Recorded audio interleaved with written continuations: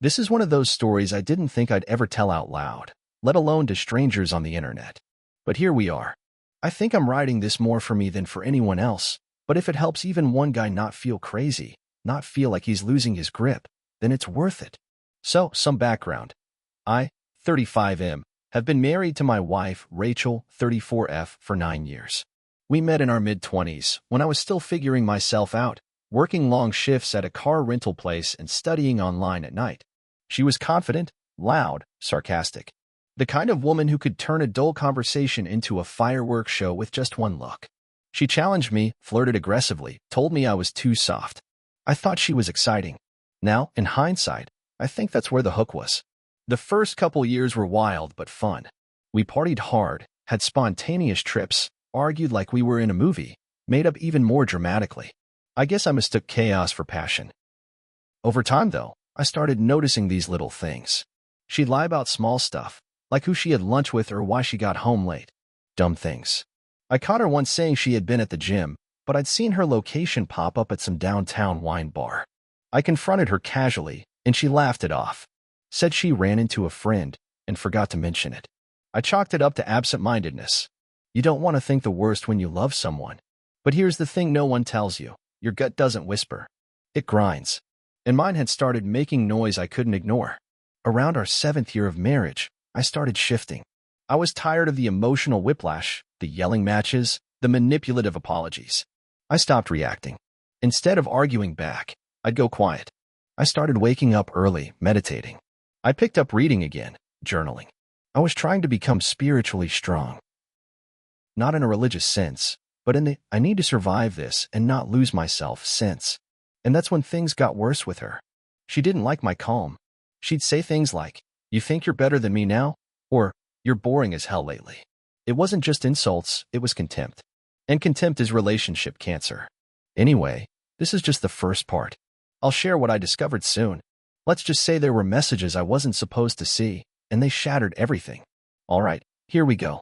Buckle up, because this is where the plot thickens in a way I still have trouble believing sometimes. So last year, Rachel started going on business trips a lot more. She works in sales, so travel isn't unusual. But it started to feel off. She'd leave on a Thursday for a conference and come back Sunday night, hair freshly styled, glowing skin, new clothes in her suitcase that I know she didn't pack. And then she'd act like I was overthinking things. Gaslight City. At one point, I asked her which hotel she was staying at during one of these trips, just trying to be casual, like I wanted to send her flowers or something. Yes, I still did crap like that back then. She stuttered, literally stumbled over the name. Said something like, Marriott? Or Hyatt, I forget. She forgot where she was staying? That night, something told me to check the guest list on her iPad. She left it synced to her texts, her dumb mistake. That's when I saw something that made my blood run cold. There were 2 sets of messages. One normal, between her and her coworkers. Nothing weird. But then there was a second app. A burner text app. And a name I didn't recognize, Jay. The messages weren't just flirty. They were full-on romantic. "I miss your mouth. Can't wait to be inside you again. He has no idea." She even joked about me, calling me her meditating monk. I scrolled until my hands shook. And there it was. Book the same Airbnb? Or want to switch it up this weekend? Let's do something different. I'm tired of pretending to be at some corporate training. She wasn't just cheating. She had built a second life on the weekends. A parallel relationship. I felt like a background character in my own marriage. I didn't confront her right away. I closed the iPad, went outside, and sat in the driveway for about 2 hours. Just breathing. Not crying. Not yelling. Just processing. Because the betrayal wasn't just physical. It was spiritual. Like my soul had been mugged and left on the pavement. And that's when I realized something important. Being spiritually strong doesn't mean being unbreakable. It means knowing how to survive when you've been broken. I'll tell you about the confrontation next. It was cinematic. So, I waited. I didn't scream. I didn't flip the table or pack a bag. I waited 3 days. I wanted to watch her. See her move through the house like nothing was wrong. See how easily she lied to my face. She'd kiss me on the cheek and call me babe, make jokes about my protein smoothies, complain about coworkers who were so fake. Meanwhile, I had screenshots, messages, hotel bookings, a damn map of betrayal forming in my head. Then, One evening, she was brushing her hair in the bedroom. I walked in and sat on the edge of the bed. Me. So, how's Jay? Her. Pause. Jay who? Me, the one you rent Airbnbs with when you're supposed to be in Minneapolis. She didn't panic. She didn't cry. She smirked. Swear to God she smirked. Her. You went through my iPad? Me. You lied to my face for over a year. Her. So you're spying on me now? Well, that was her reaction. Not guilt. Not regret. Outrage that I had found out. Like I was the villain here for lifting the rock and seeing the roaches underneath. I asked her straight up, how long has this been going on? She said, long enough that I stopped feeling bad about it. That one hit like a steel bat to the chest. Then she said something I'll never forget. You're not the man I married. You're too calm now. Like a therapist. It's exhausting. She said my piece. My attempt to grow, to regulate, to not scream was boring. She wanted chaos. Drama. Something loud. And Jay? Jay makes me feel alive, she said. He doesn't just sit there with a journal like he's Oprah. No apology. No explanation that made any real sense. Just blame. On me. I didn't yell. I didn't even raise my voice. I just stood up, looked her dead in the eye, and said, You're going to regret not seeing what strength actually looks like. And then I left. Not forever. Not yet. Just for the night. I went to my brother's. What came next was darker. I stayed at my brother's for 3 days. Didn't call her. Didn't text. Just went silent. He knew something was up the moment I showed up at his door with a gym bag and hollow eyes. I told him everything. He didn't say, I told you so, even though he'd warned me about her red flags years ago. He just handed me a beer, sat on the balcony with me, and said, You're handling this better than most men would. Meanwhile, Rachel was spinning her own version of events. I found out from a mutual friend, Emma, who messaged me in a panic. Dude, Rachel's saying you hit her. That she kicked you out because she was scared for her safety. I nearly dropped my phone. My heart slammed into my ribs. I thought I misread it. I hadn't laid a finger on her. Not in 9 years. Not even in an argument. I barely raised my voice. I told Emma the truth, and thankfully, she believed me. But Rachel wasn't just lying to her friends. She was laying the groundwork. I found out she told her mother that I was having a mental breakdown, and she didn't feel safe around me anymore. This was next-level psychological warfare. I'm not a perfect man. I've got my flaws. Messed up childhood, chronic over-apologizer, used to have zero boundaries. But a liar? An abuser? No, that wasn't me. The worst part? I started second-guessing myself. Gaslighting doesn't stop just because you're out of the room. It lives in your head like mold. I started thinking, am I too cold? Am I emotionally unavailable? Did I push her away with my silence and calm? But that's the trick, isn't it? When someone toxic burns down your life, they make you think you handed them the match. I wanted to confront her again, but not with words. I wanted proof. So I went back, not to argue, but to gather everything I needed. And what I found next took this story from betrayal to full-blown madness. I went back to the house while Rachel was at yoga. The plan was simple. Grab my essentials, copy what I could from our shared desktop, and quietly set up a cheap, discreet security camera in the garage just in case she tried to pull anything crazier. I'd ordered it on Amazon 2 nights earlier and picked it up from a locker on the way. Tiny thing. No one would notice it tucked above the garage shelf. As I was grabbing some of my old journals from the closet, I noticed a duffel bag under our bed. Not mine. Inside? Men's toiletries. Cologne I'd never worn. A hoodie from some gym I'd never heard of in Chicago. And receipts. Airbnbs, mostly. A few Uber rides that started from our house. Jay had been in my home. I swear my stomach dropped to my knees. The idea of him sitting on my couch, drinking from my glass, maybe even sleeping in my bed? It was like I could feel him there, like the walls were stained with it. I checked the camera later that week after I'd officially stayed out of the house for a few days. On the second night, she came in around 11:30 p.m., not alone. There he was. Jay. Tall, buzzed hair, looked like he lived on protein powder and cheap beer. He laughed like he owned the place. She kissed him in the garage like it was their honeymoon suite. Then the kicker. He reached for the door leading into the kitchen and said, "Should I grab a beer?" Her response, "Yeah, he's gone. Take whatever you want. Take whatever you want." Those words hit me like a truck. Not just about the beer. About everything. My peace, my time, my dignity, my trust. Take it. It's yours now. That night I sat in my car for 2 hours with the video paused on her smiling at him. I had proof now, but it didn't make me feel victorious. It made me feel like I was mourning a death that hadn't been buried yet. She wasn't just cheating on me. She was replacing me. After watching that garage footage, I didn't sleep. At all. I spent the whole night alternating between anger, heartbreak, and planning. I knew I couldn't just confront her emotionally. She'd twist it. She'd cry, deny, distract, and play the victim. So I focused on the logistics. Finances. Property. Survival. I started moving money. Just my half, into a separate account under my name.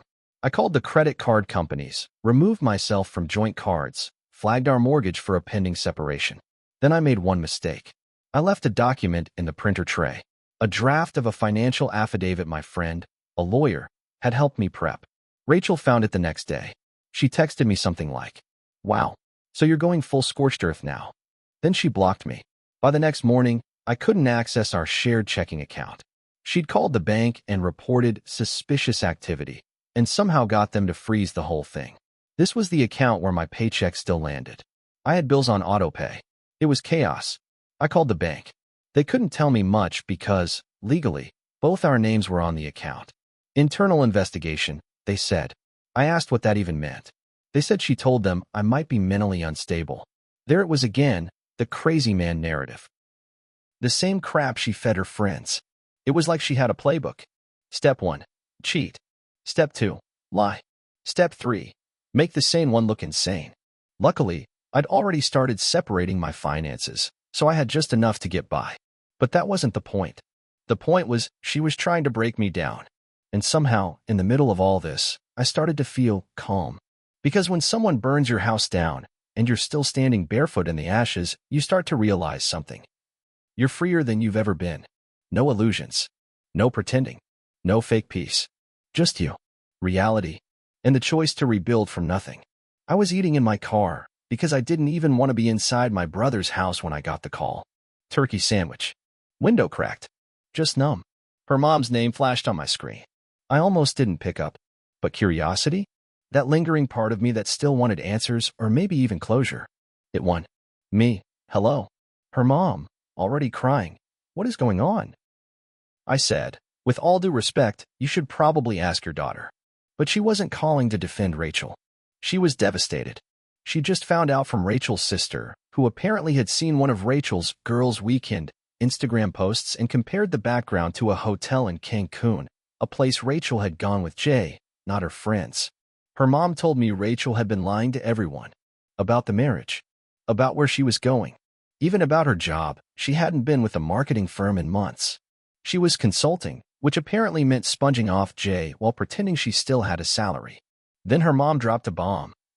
She told us you were abusive, controlling, that you threatened to kill yourself if she left. I had to pull over. It's one thing to lie. It's another to rewrite someone's entire personality like you're the screenwriter of a Lifetime movie. I told her mom the truth. Everything. The iPad, the garage camera, the Airbnb log. The fact that I'd never raised a hand, never screamed at her, never made her feel unsafe. If anything, I'd been too passive, too understanding. Her mom believed me. Maybe not instantly, but enough to say, I don't know who she is anymore. That hit hard, because I didn't either. She wasn't the woman I met at that bookstore in Denver. She wasn't the girl who'd send me dumb memes at 2 a.m. and wear my hoodies like armor. She'd become a stranger. A manipulative, calculating, vindictive stranger. And now her own family was starting to see it too. I should have felt vindicated. But I didn't. I just felt hollow. Like I'd lost someone who had already died, but was still walking around using my last name. I was finally starting to stabilize. Got the bank account unfrozen with the help of my lawyer. Changed the locks on the house once I confirmed she'd moved in with Jay. Went full ghost. Radio silence. Until she showed up at my job. It was a Thursday. Regular day. I'm in the office kitchen nuking leftover Thai food, and one of our receptionists walks in like she's seen a ghost. There's someone here asking for you. Says she's your wife. I walked out, and there she was, Rachel, standing in the lobby like it was 2018 again, casual jeans, a forced smile, and that manipulative glint in her eye I used to mistake for emotion. She hugged me before I could even react. I kept my arms at my sides. She said, loud enough for the front desk to hear, I just wanted to see your face. I miss you. Can we talk? I took her outside to avoid a scene. She started in with the theatrics, crying, asking if I was really going through with the separation, saying Jay doesn't mean anything. And I was scared you'd leave me, so I left first. I stared at her like I was watching a bad actress bomb an audition. It was surreal. She tried touching my hand. I stepped back. Then she played the wild card. I think I might be pregnant. No. Just no. I didn't react. Not out of shock, but because I'd already had a vasectomy 2 years earlier. Something we both agreed to after years of her saying she didn't want kids. I looked her dead in the eyes and said, "Then it's not mine." She blinked. For the first time, she looked like the one caught off guard. I walked back inside, left her on the sidewalk. No yelling. No scene. Just facts and silence. Later that night, she texted, "I made a mistake. Please don't make this uglier than it has to be." As if I was the one burning the house down. But that's when something clicked. She didn't want me. She just didn't want me to move on. Because people like her don't miss you. They miss the control. So, quick rewind. A buddy of mine from college works in private security now. When all this kicked off, he told me, "If you ever need real confirmation, let me know. I've got someone." Back then, I didn't think I'd need it. But after that I might be pregnant stunt, I was done playing fair. I called in the favor. A week later, I get a call from a guy named Chris, ex-cop, quiet voice, professional. He'd followed Rachel and Jay for 5 days. Hotels, bars, even an art show. Seriously? But what floored me was this. She's not just seeing him. She's seeing someone else too. Possibly two. Different guys showed up at her condo while Jay was away. Same guy on 2 different nights. I actually laughed. Out loud. Right in the middle of Costco. So let me get this straight. She's lying to me, lying to him, and God knows who else. And still found time to show up at my job with crocodile tears and the Virgin Mary routine? The PI sent me photos. Not just of her with Jay, arms linked like prom night, but also her kissing some guy I'd never seen before in the stairwell of her new place. I called her sister that night and asked a question I never thought I'd say out loud. Has Rachel always been like this? There was a long pause, and then her sister said, "She's always been a chameleon. Just never got caught like this before." It hit me like a brick. I hadn't just married a liar. I'd married a professional one. The kind of person who doesn't accidentally cheat or make one bad choice. No, this was pathology. She made choices, plural, patterns, entire false identities depending on who she needed to be that day. And somehow, for years, I never saw it. That's when the real grief hit. Not over her. Over me, and how much of myself I gave to someone who never actually existed. So here's where it gets weird. And by weird, I mean spiritual in a way I didn't expect. I was packing up old boxes in the garage. Stuff I'd ignored for years, pre-marriage junk. I found a dusty bin labeled college crap, and inside it was an old Moleskine journal. I hadn't seen it in nearly a decade. Back then, I used to write when I was broke, hungry, idealistic, and totally unsure of who I was. I flipped it open and read an entry from when I was 23. Don't give your peace away just because someone looks good in a moment. Choose someone who sees your soul, not just your potential. It hit me like a sucker punch. I'd written that after my first heartbreak, before Rachel.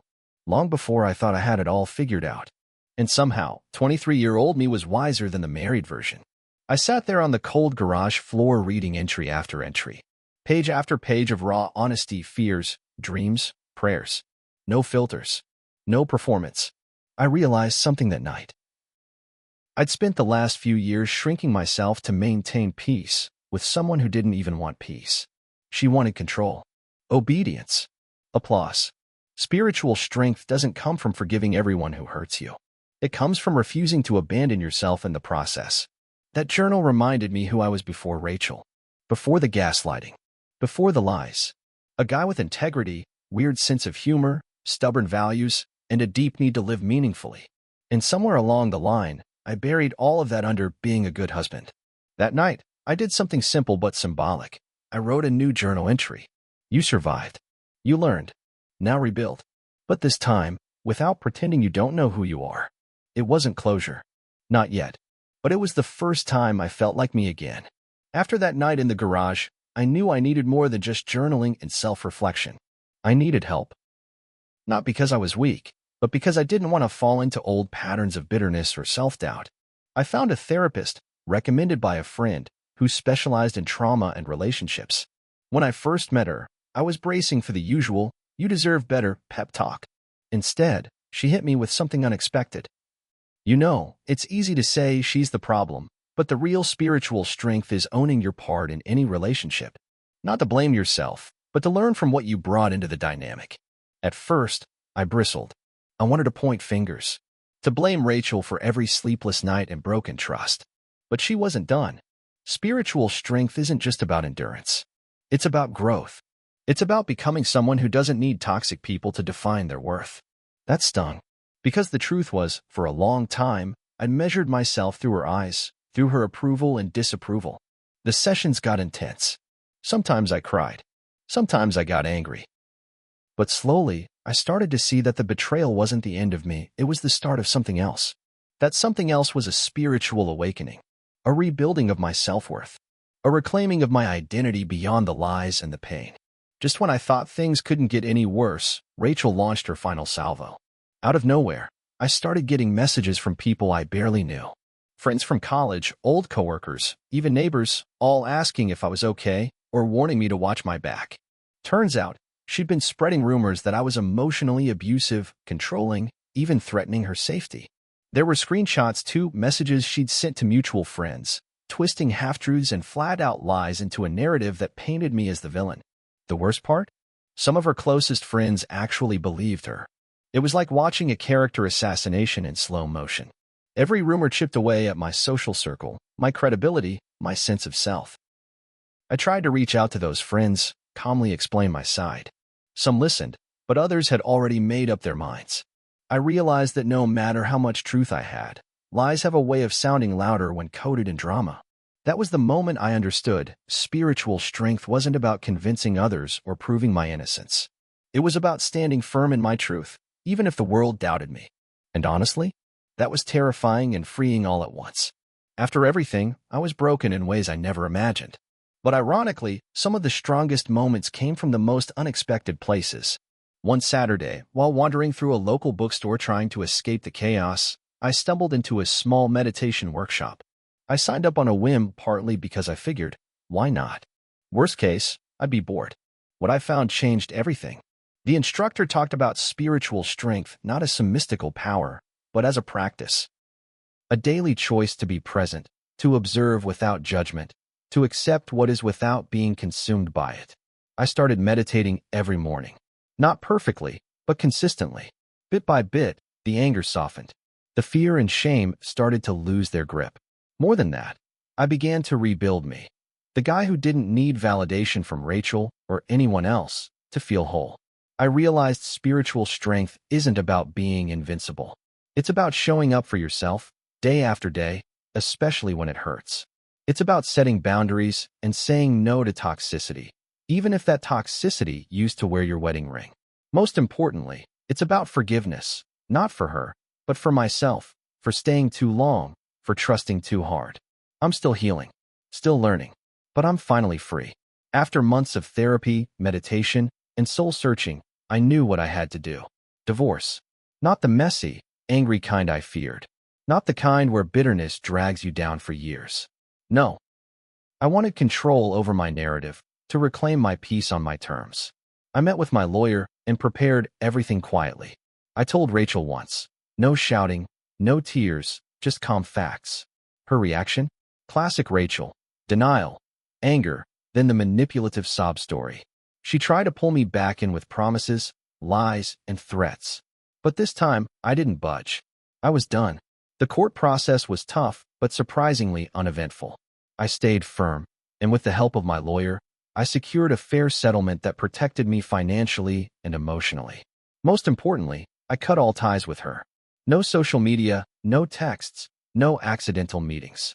It felt like stepping out of a dark tunnel into sunlight. The weight of betrayal was still there, but it was no longer crushing me. I was standing, finally, on my own. Looking back, this journey was brutal. It ripped me apart and forced me to rebuild from scratch. But through it all, I learned what real spiritual strength means. Not some cliché about being unbreakable, but about being honest with yourself, even when it hurts. Here's what I want anyone going through betrayal or toxic relationships to know.